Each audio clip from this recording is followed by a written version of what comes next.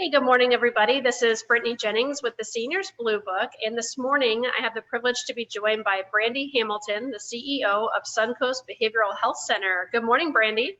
Good morning, Brittany. Thank you. How are you this morning? I'm good. I'm doing well. Thank you. How about yourself? I'm doing awesome here in outer space. I love it. I saw this meme the other day that every day when something happens, like a million new memes come out on Facebook and people are funny. But it was something about how the astronauts made the right decision leaving our Earth, and so I'm just up here looking for them. I love it. So thank you so much for joining us. I know your schedule must be pretty busy as a CEO, but can you tell us a little bit about your background personally and how you came to be over at Behavioral Health Center? Sure. So I have actually been in behavioral health from the get-go. I started the behavioral health route actually when I was in college, and happened to get a position at a behavioral health facility in Kentucky where I'm from. And I worked as a mental health tech on the units with the patients. And I started out with the children and adolescents and really worked across the population. And I just fell in love with behavioral health and just stayed in that realm and worked my way up through different hospital systems into multiple departments, and made my way down to Florida about 13 years ago, and was originally in marketing and business development for several years. And then about 5.5 years ago, I transitioned and became CEO, and that brought me to the Bradenton, Manatee County area. And so I've been here since then. That's awesome. You've got a great background. And, I think once you find your true calling, like you said from the get-go, same thing, like for me for assisted living and just the senior living industry in general, like you just kind of find that fit and it feels real good. And that's where you're going to be. Yeah. Well, that's awesome. Can you tell us, so Suncoast Behavioral Health, we've talked to Misty several times on different topics. And so thanks for allowing her to be a part of Seniors Blue Book in our talks. Today, I kind of want to find out more about you and who you are as a health center there. So could you tell us what type of facility Suncoast is? Sure. So Suncoast Behavioral Health Center is an inpatient mental health facility. We've been in the Manatee County area for about 5.5 years. Actually, September will make 6 years that we have been here. And so we're treating, children, adolescents, adults, and what we call mature adult population. And we are, like I said, inpatient mental health, and we also have outpatient programs for our adult population. So we are a Baker Act receiving facility here in Manatee County, and my admissions department runs as a 24-hour operation. So it basically runs as an emergency room for mental health patients. So anybody can walk in the door, family can bring somebody in, a doctor can send somebody over, an ALF or a nursing home can call around the clock, and my team is there to take those phone calls and do those assessments and help the community with whatever mental health needs that they have. That's awesome. And so you mentioned, the different, I guess we'll say generational, populations that you serve. I know in Sarasota, in Manatee counties, the areas that I'm in, that's what we live and breathe. And so to kind of break it down, how is it like a certain number of beds per population, or how does that work? It is. So I am licensed for 20 child and adolescent beds. And the way I'm set up is I have a 20-bed child adolescent unit.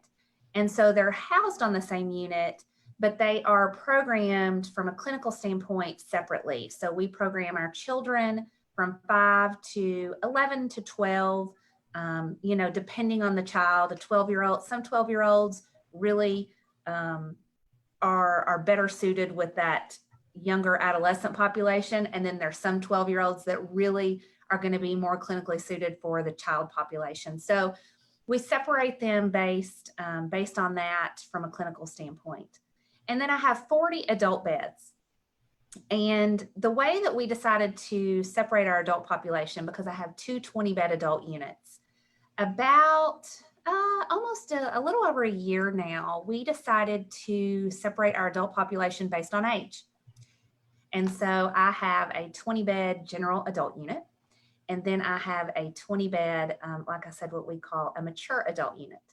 So it allowed us to separate our patients that way, which, has just been significant, just based on, the issues and the things that older population are dealing with versus, a 20 or a 30-year-old. They're just in two different times of their lives and have gone through different things. And so we decided to separate based on that, and it's made a significant difference for the patients and for the staff. I bet. I can imagine the interest levels of, or, even where they're at in their journey, who can they relate to and things like that. Programming makes a huge difference. Yeah. So specifically, you mentioned that you have some different programs there. What are some of the specialty programs that you offer? Well, like I said, the mature adult unit is definitely a specialty that we opened up about a year or so ago. And we, my medical director is a geriatric boarded psychiatrist. And so he is seeing that population. A lot of my staff on that unit are CNAs, have worked in the ALF and nursing home, geriatric programs for most of their career. We were talking about earlier, Gail, my new therapist on that unit, came from, the nursing home ALF world and was in that for years. And so she's now going to be our therapist with that population. And so that's one of our specialties. And then child and adolescent also as well. There's not a lot of facilities that treat children and adolescents from a mental health standpoint. And so I would say that that's also definitely a specialty. And then we also have a couple outpatient programs for the adult population. So we have a partial hospitalization program, which is a pretty intensive program, and it can be used a couple different ways. So some of our patients will step down into that program once they complete their inpatient hospitalization. It's like a stepping stone, a next step before they go back to just seeing a therapist or a psychiatrist once a month. But some of our patients also will use that program to keep them out of the hospital. And so that program meets Monday through Friday, 9 to 2:30. So it's pretty intense, where they see a psychiatrist once a week. And then it's just different types of group therapy throughout the day. So it's a pretty intensive program. And then we have a step down from that, which is considered an intensive outpatient program, where, again, once they've completed the partial program, they may step into that next step program, where they just come 3 days a week for 3 hours a day. So it's a little less intensive, but still a little bit more than just seeing a therapist or psychiatrist once a month or, once every couple months. So we have those specialty programs right now for adults. And then, in the future, we're looking at potentially adding an outpatient program for children and adolescents as well. So. That's awesome. I think that the reason why we do this, why we educate and go on here, because especially right now, that this is how people are getting information from social media and YouTube or whatever it might be, is that people need to know their resources. And I know me, I'm guilty of, asking that question, why are there not more mental health services out there for kids, for adults, for mature adults?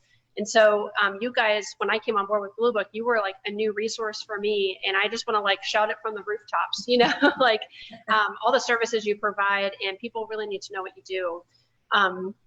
Can I ask you, what has been the response and actions taken by Suncoast during COVID-19?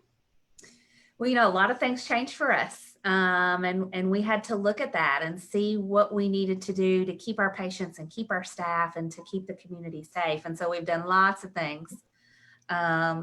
It started with looking at one point of entry for my team and for any vendor or visitor coming in. We are screening everybody coming through the door. So all of my employees have to be screened prior to their shift. I have one staff that is assigned to be a screener every day. And so we're asking very specific questions that came out from the CDC, taking temperatures and documenting and keeping logs of all of that. We also do the same for vendors. So even from, if my pharmacy vendor is dropping off medications, they have to be screened before they can come in the door. My food service truck, if delivering food, has to be screened before they can come in the door. Unfortunately, we had to stop visitation for our patients a couple months ago. We stopped that back in March. And so, they've been able to utilize Zoom to do visitation if they need to. And then we've increased the phone call time so that they still have that ability to have contact with their loved ones while they're here. But we have, when this first started, we ended up capping some of our units so that we made sure that we had enough space for our patients to socially distance. We cut down our group sizes, again, to make sure that we had enough space and that they could be social distanced. We've done a lot of training with the staff. We've done specific COVID training with the staff. We added hand hygiene time in our patient schedules several times a day to help encourage our patients while they're here to understand the importance of hand hygiene during this time. Internally, we moved most of our meetings internally have all gone to Zoom. So we sit in our offices and do our meetings from our office. So we're not all congregating in one room where it's a little more difficult to social distance in. So we've moved that. The doctors have moved treatment team the same way. And we actually moved my doctors to seeing all the patients via telehealth during this time as well, so that the patients are still being seen, just they're not in that small office space where they would have been before to be able to see those visits. So the doctors are doing that. All of my staff in patient and non-patient care areas were provided masks and are required to wear them, throughout the hospital and patient care areas. So we've done lots of things during the COVID and are continuing to do so, and getting ready to start to meet to see, what that's going to look like. What's our new norm going to be? What's it going to look like, moving forward? And what do we need to continue to keep? What can we look at? At some point we'll add back visitation, probably in smaller doses than we did originally, but so that people still have that ability to come in, but now with some additional probably requirements where they'll have to wear a mask and they'll have to use hand sanitizer before they can come in and out. And so, things are going to look at a little bit different. And so we're starting to look at that and how we can somewhat move to, I guess, back to, what that new norm is going to look like. So. Exactly. And I'm sure like every single week it's a new norm, it's something changing, but you guys are doing a fantastic job. It sounds like staying on top of everything before everything. And you mentioned changes, of course, like technology and telehealth, and I just want to ask, are there any other changes that have been made in the services themselves, like maybe the way that the therapist interacts, besides wearing a mask and such? Yeah, actually we did. So the outpatient programs I was talking about, our PHP and IOP programs actually moved to full telehealth. So those patients have not been coming into the hospital for those programs, which they used to do. I think we stopped, actually it was the end of March as well. We moved all of that to telehealth. So the patients now are receiving those services from the comfort of their own home. So as long as they have a smartphone or a tablet or a computer, then they just hop on and are doing their therapy sessions via telehealth, which is pretty cool, actually. It is. It's amazing. Yeah, and it's gone over very well. They've actually liked it. We actually had, I would say, some more participation from people that maybe had issues with transportation before, that then could, still get the services that they needed from their home because they had the technology to be able to do so. Whereas if they had to come here, maybe they didn't have the transportation to get here. So, it's actually been really beneficial to an additional set of patients that maybe didn't have the ability for those services before. So. Yeah, that's an excellent point, because I know working, with seniors, I know transportation can be a huge roadblock, not to be pun on words there, but it can be a challenge. And so this, I really do feel with what you guys are doing with telehealth and a lot of companies, even like rehab, other types of rehab, like physical therapy and such. Yep. I've seen so many innovative ways for people to continue their treatment and get the care they need. And it's so important right now, more than ever, possibly. Yeah, absolutely.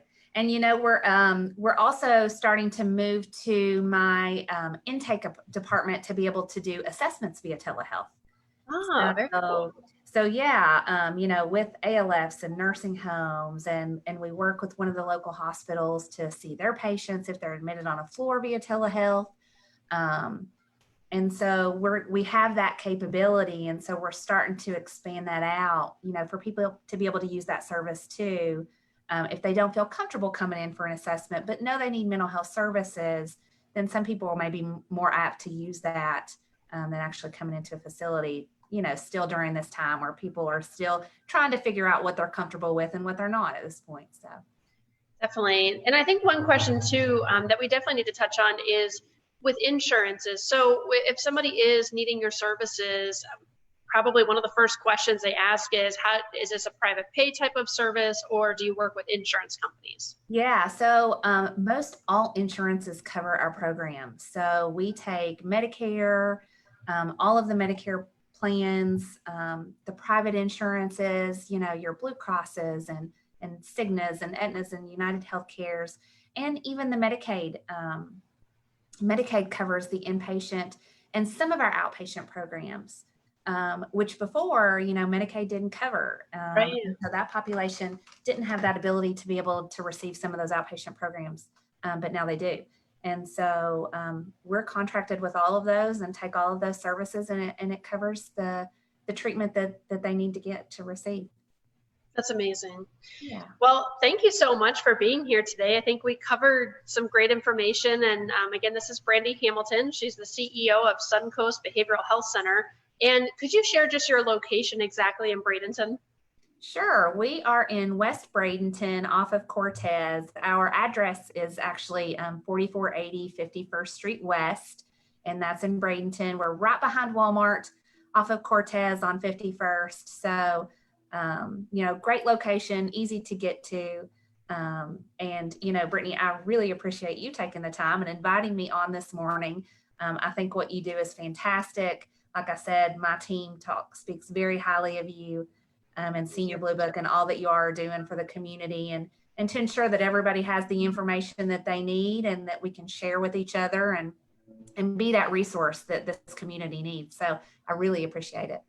Oh, I'm speechless for a second. That never happens. No, I just haven't had enough coffee yet in my day. Yes. No, thank you. And what's the best, phone number if somebody is interested in information or they do need to reach out for intake?